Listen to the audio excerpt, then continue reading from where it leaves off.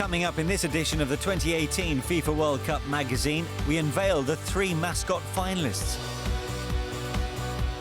We profiled Zenit's rising star, Aleksei Gasilin. And we sit down with Russia's new head coach, Stanislav Cherchesov.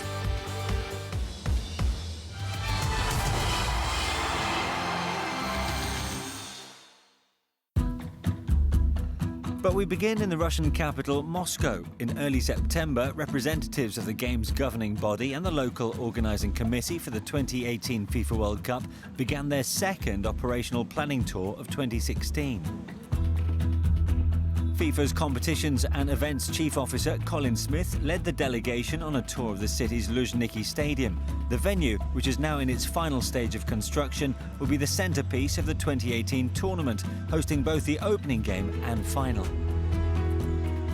Every football stadium is unique, and so we don't compare one city to another. Luzhniki is a fantastic venue, and it really is a fitting venue for the opening and the final of the World Cup. It is a cathedral. Everyone in the stadium is very close to the action, and it will be a fantastic atmosphere then when we come to the final match. Well, in Luzhniki we are particularly happy because everything is not only on time, but sometimes they even accelerate certain works. We hope that it will be ready ahead of the schedule, and we're very, very happy about the quality of the works that are being done here.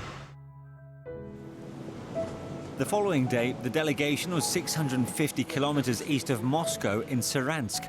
The 2018 tournament's smallest host city, the Mordovia Arena, is one of 6 brand new purpose-built venues for the FIFA World Cup.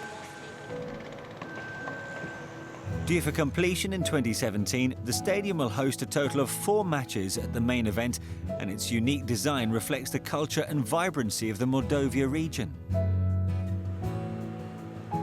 The tour also visited Rostov-on-Don in Russia's south, a region with a rich football history. The city's newly constructed venue, the Rostov Arena, is located on the left bank of the Don River. The stadium will be the focal point of an area that will include a number of sport and recreational facilities. It will have a capacity of 45,000 for the World Cup, before being reduced by a total of 3,000 post-tournament. This is the best possible place for the stadium. It's located near the city center of Rostov-on-Don, next to all the public transport routes. Furthermore, the left bank of the Don River is a favorite place for local Rostovites to go and relax. The stadium will enhance the attraction of the area and will offer great opportunities for sports, as well as outdoor activities for children and the whole family. It was absolutely the right decision to choose this location. We'll bring you more from the tour later in the show.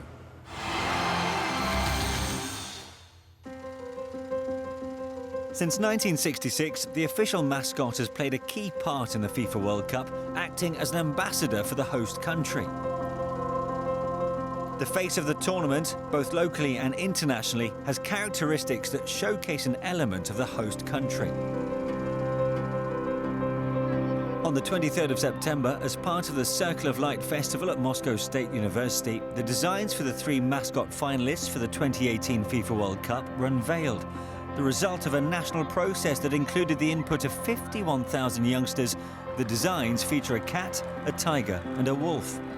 We had a good experience in 2014 at the FIFA World Cup in Brazil. We had 1.7 million Brazilian people voting on the name, so that really sent a strong message to us that there is an appetite amongst fans to participate in the mascot development process. On the basis of that, we decided to really expand our engagement with the public for 2018. We had a multi-phase approach. We got kids involved, design students involved, and all culminating in the development of 3 candidates that are now going to public vote. The dynamic trio were the creations of 3 student designers from various regions across Russia.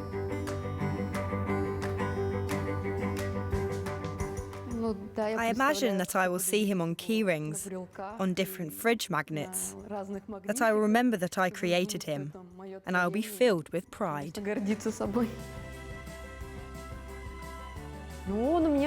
He is intelligent. He's planning on going into space. He wants to play football and win. He is a guy who has goals. Kat is a goalkeeper because he likes to catch balls. He's very cunning and crafty. When I created him, I didn't intend him to be a goalkeeper. It was an idea that just appeared during the process. Immediately following the unveiling of the mascot candidates, the vote was made available for Russian fans on dedicated online platforms. The conclusion of the voting is set to take place on the 21st of October on live television. The vote will happen only in Russian for a couple of reasons. I think fundamentally it is a mascot that is representing Russia, number one, in a FIFA World Cup with a Russian flavour. Number two, really it's important for us that the Russian people feel a sense of ownership over the mascot, so it goes beyond purely a mascot for a FIFA World Cup. It's really a mascot for the Russian people that they can be proud of and they feel represents their hosting of the FIFA World Cup.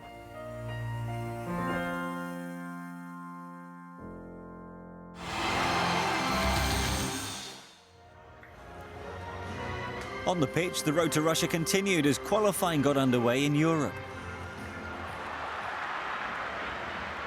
2014 champions Germany opened their campaign in Oslo against Norway, and it didn't take them long to register their first goal, Thomas Müller the scorer.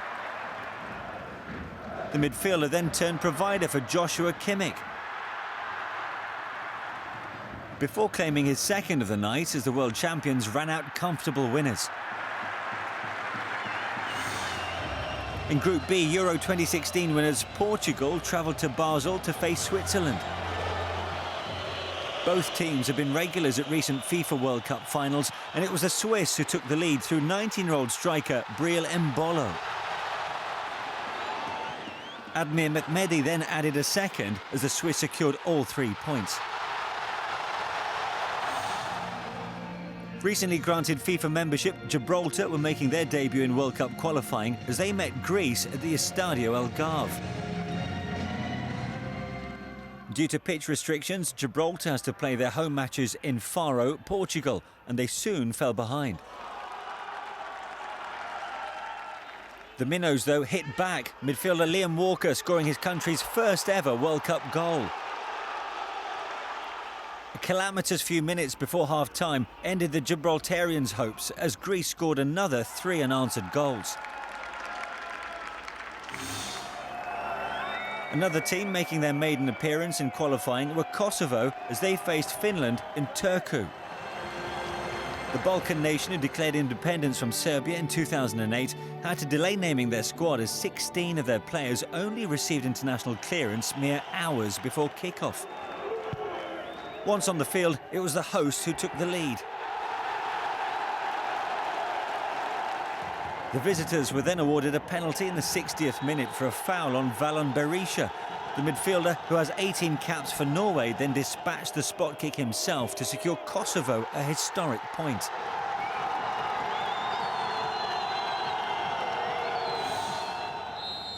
In Asia, the third round of qualifying continued as Uzbekistan faced Qatar in Doha, coming only days after the country's longtime president had passed away. The Uzbeks were looking to make it 2 wins from 2 and had to withstand some early pressure from the hosts.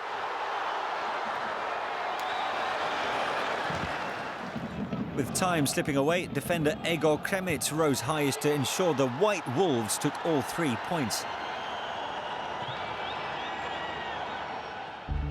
The 1-0 victory sees Uzbekistan top the group ahead of Iran and Korea Republic, who recorded draws against Syria and China respectively. In Group B, at the Mohammed bin Zayed Stadium in Abu Dhabi, the UAE's bright start to qualifying came to an end as they lost to Australia. Substitute Tim Cahill with the game's only goal. Australia's win sees them top the standings ahead of Saudi Arabia on goal difference, with Japan third. And in the North, Central America and Caribbean zone, round 4 of qualifying reached its conclusion. In Group C, the USA faced Trinidad and Tobago, needing a win to ensure their progress to the next stage. And they opened the scoring through Sasha Kleshen. In the second half, the Americans exerted their dominance. Josie Altidore scoring a brace to become the USA's all-time leading scorer in World Cup qualifying. Paul Arriola then added a 4th to wrap up a comprehensive victory. The USA's win saw them finish top ahead of Trinidad and Tobago, with the top 2 in the group qualifying for the 5th round. In Group B, Costa Rica confirmed their passage to the next round as the standings leader as they defeated Panama at the Estadio Nacional in San Jose. Midfielder Christian Bolaños with the pick of the goals. Despite the loss, Panama qualified for the hexagonal for the 2nd straight time ahead of Haiti and Jamaica. And finally in Group A, Canada faced El Salvador. The Canadians, who needed to win emphatically and hope Honduras dropped points against Mexico to stand a chance of progressing, opened the scoring through Kyle Larin. The Canucks doubled their lead in the 53rd minute before El Salvador pulled one back. The Canadians did claim a 3rd in stoppage time, but this would mark the end of the road for them. A draw in their final match was enough for Honduras to secure the 2nd qualifying spot behind Mexico, who topped the group undefeated.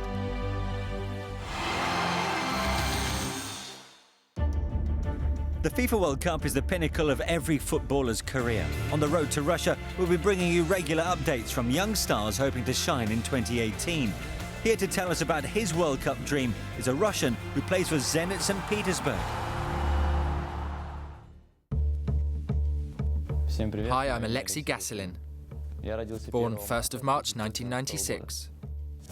I'm a striker and I play for Zenit and the Russian under-21 national team. I enjoy a very fast, dynamic game, and my physique and great pace allow me to fight for every ball. I like to play very tough and uncompromising football. I was born in St. Petersburg and started to train at Zenit's academy when I was 6. I remember my first training session. I wouldn't let anyone else have the ball. It was as if I was playing by myself. My main aim, though, as with any footballer who was born in this beautiful city, is to play for my team regularly, to play for Zenit. The first World Cup I remember seeing was in 2002. I was 6 years old watching at home with my family. I will never forget Ronaldo's hairdo and his fantastic goals.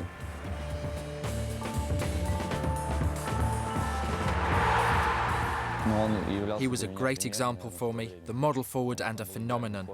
He could not only beat players but create goals out of nothing.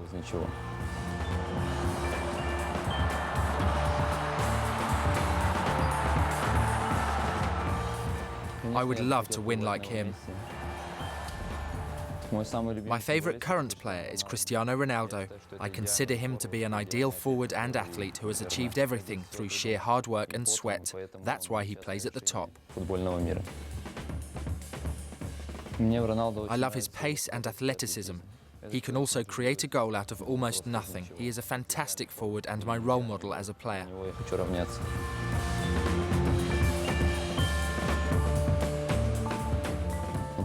When Russia won the rights to host the World Cup, I realised it was my life's dream, and I want to do everything in my power to be involved.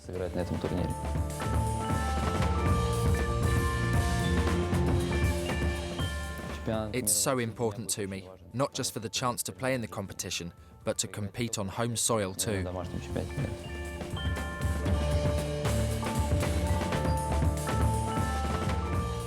I think the Russian national team can play very well in this World Cup.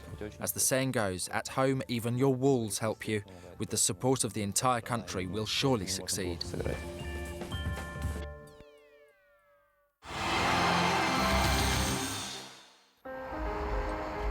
In early September, the FIFA operating planning tour continued as the delegates from the sports governing body and the 2018 local organising committee visited St. Petersburg, their fourth stop on a 5-day tour.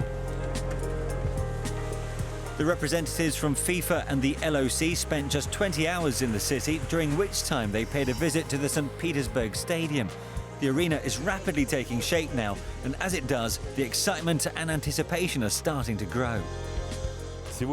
Sport's a spectacle, and it's hard to imagine a more attractive and beautiful location than St. Petersburg. We love it, and we're very proud of our city. We're very happy to have this opportunity to share our city's beautiful landscape with the fans, the teams, and the millions of TV viewers.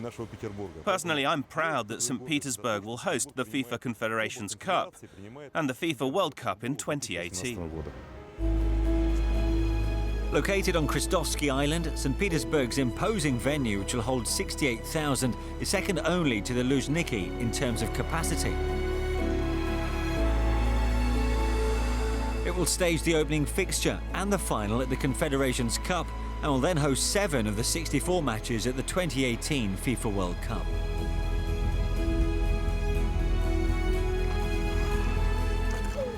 We've been guaranteed by the Governor and by the city authorities that the stadium will be commissioned at the end of this year. There's a huge amount still to be done, for sure. Everyone recognises that. But with these guarantees in place and the work that we've seen, we're confident that it will be finished in time. The 5-day tour concluded in the historic Prussian city of Kaliningrad, 1,000 kilometres to the southwest of St. Petersburg. Once again, the delegates dropped in on the city's host venue, the Kaliningrad Stadium, which will boast a capacity of 35,000 for the 4 matches it will host in 2018. As you know, Kaliningrad is more than 750 years old and is full of history. Of course, hosting the FIFA World Cup is another moment that the local residents can be proud of.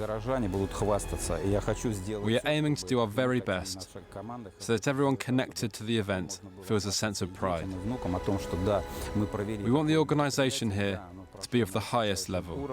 The tournament will be an unforgettable event for all of us. Overall, it's been a very good tour. We've looked at the stadiums, obviously, the construction, the flows, the functional areas and how they interact in the stadium. But we've also had a chance to look at the wider cities and look and address some of the open questions with the cities and the regional authorities. So it really is all about exploring the jigsaw puzzle, if you like, of what it means to be a host city and make sure that we've got the issues tracked and that the schedule is well known by all parties involved. With just over 600 days to go to the FIFA World Cup, the hard work continues.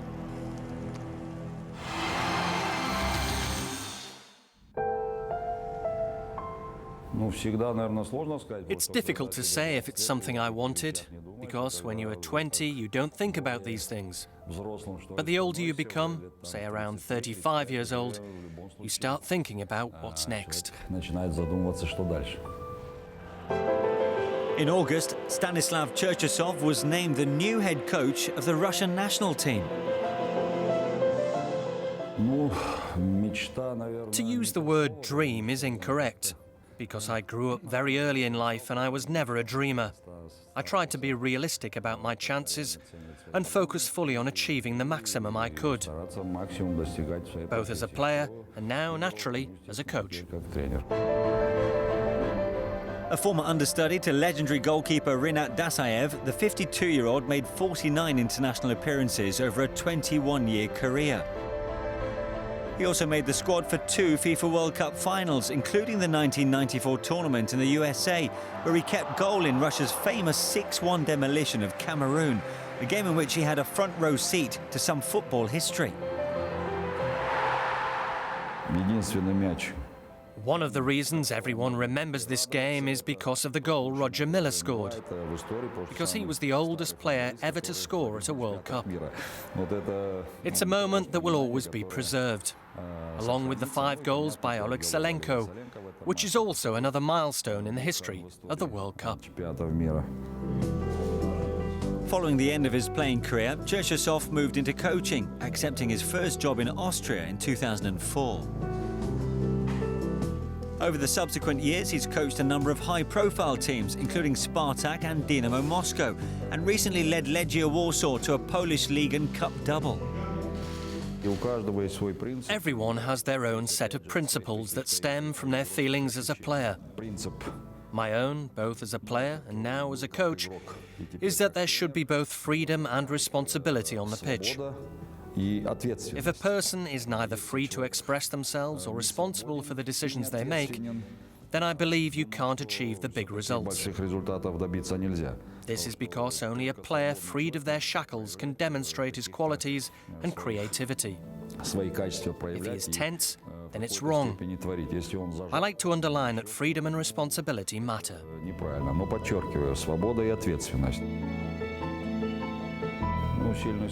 To be honest, it's difficult to say what my strengths are because only someone who isn't me can truly comment on them.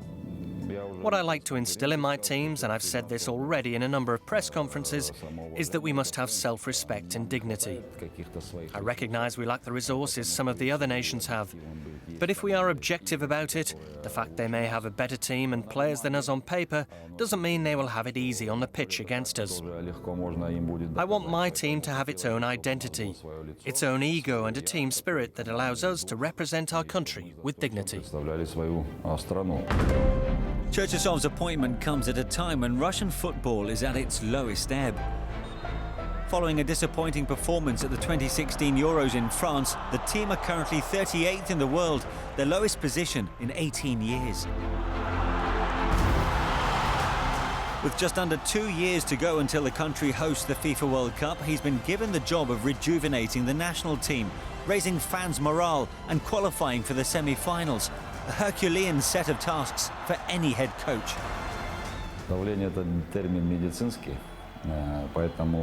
Pressure is a medical term, and one we will put aside. I have said and will continue to say that without a cohesive team, there will be no goals, no achievements.